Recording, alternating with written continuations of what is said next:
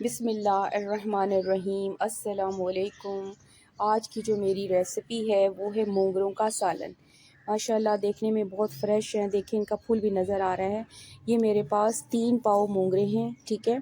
और दरमियानी साइज़ के आलू हैं 5 जो मैं आपको दिखा रही हूँ, और 2 प्याज हैं, और 3 टमाटर हैं, और 1 लहसुन की पोथी, और एक ये अदरक है, और ये फ़्रेश वाली हल्दी है, ठीक है। आपके पास जो हल्दी आप इस्तेमाल कर लें। और ये कुछ मेरे पास हरी मिर्चें हैं, आप जितनी मिर्चें अपनी टेस्ट के लिहाज से चाहें इस्तेमाल कर लें। और एक ये फ़्रेश वाला धनिया है जो पकाने के बाद मैं इस्तेमाल करूँगी, ठीक है। सबसे पहले मैं आपको मोंगरों को साफ़ करने का तरीका बताती हूँ। मोंगरे ऐसे साफ़ किए जाते हैं, इसके कोने से एंड से यहाँ डंडी होती है सख्त वाली तोड़नी है, और शुरू का जो इसका हेड होता है वो हटाना होता है। इस तरह करके साफ़ करने सारे मोंगरे, ठीक है। ये जो हैं आपको इस तरह करके इसको तोड़ना है। ये साफ़ करने के बाद फिर मैं आपको अगला स्टेप दिखाती हूँ। ये मेरे पास मज़ीद 3 मसाले और हैं जो मैं आपको दिखा दूँ। 1 चम्मच नमक है, और 1 चम्मच सूखा धनिया है, और 1 चम्मच रेड वाली मिर्च है। और ये मिर्चें मैं घर पे ही पीसती हूँ, ज़्यादा बारीक नहीं है, नॉर्मल साइज़ की हैं। तो इन मसालों को मैं मसाला यानी कि मसाला भूनते हुए इस्तेमाल करूँगी। अब अगला स्टेप दिखाती हूँ मैं आपको। इस वजह से मेरे मसाले दिखाए थे वो मैं पीसने लगी हूँ। ये मैंने हल्दी को साफ़ कर लिया, और ये अदरक है, ये लहसुन है, और ये जो है मसाले जो मैंने खुश्क आपको दिखाए थे। आपको इस वक्त ये नमक है 1 चम्मच, और सूखा धनिया 1 चम्मच, और लाल मिर्च, इनको भी साथ में इसके साथ मिलाकर पीसने लगी हूँ, ठीक है, सब मसालों को। इसके बाद दिखाती हूँ अगला स्टेप। इस वक्त देखें कि मैंने ना इसको इस फॉर्म में पीसा है, ठीक है। और मैं अब इसे प्लेट में निकालती हूँ। अगले स्टेप में इस तरह का आपने इसको पीसना है। देखें कि मैंने ना पीस के इस फॉर्म में कितना प्यारा कलर आया फ्रेश हल्दी की वजह से। अब मैं अगला स्टेप आपको दिखाती हूँ। इस वक्त जैसे मैं आपको दिखा रही हूँ कि मैंने मोंगरों को और आलू को दोनों को उबलना रख दिया है, और पानी इतना डालना है कि अच्छी तरीके से इसमें डिप हो जाए, ठीक है। बस इतना डालना है, और इसको कवर करके आपने उबालना है। जब उबलते हैं तो मैं आपको अगला स्टेप दिखाती हूँ। इस वक्त मैं दिखाती हूँ कि मोंगरे जो हैं आपने इस तरह इनको दबा के देखना है।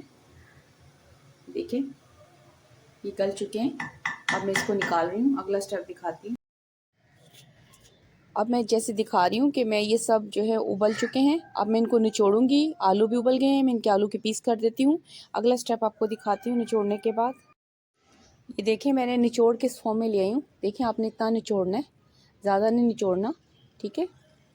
अब अगला स्टेप आपको दिखाती हूँ। इस वक्त जैसे कि मैं दिखा रही हूँ कि अब मसाला रेडी करने का वक्त आ गया, ठीक है। मैंने वही डाल दिया, और ये प्याज डाल रही हूँ, ठीक है। अब इसको हम इतना फ्राई करेंगे कि प्याज को हम अच्छी तरीके से भून ले, लेकिन ब्राउन नहीं करनी। उसके बाद दिखाती हूँ मैं आपको।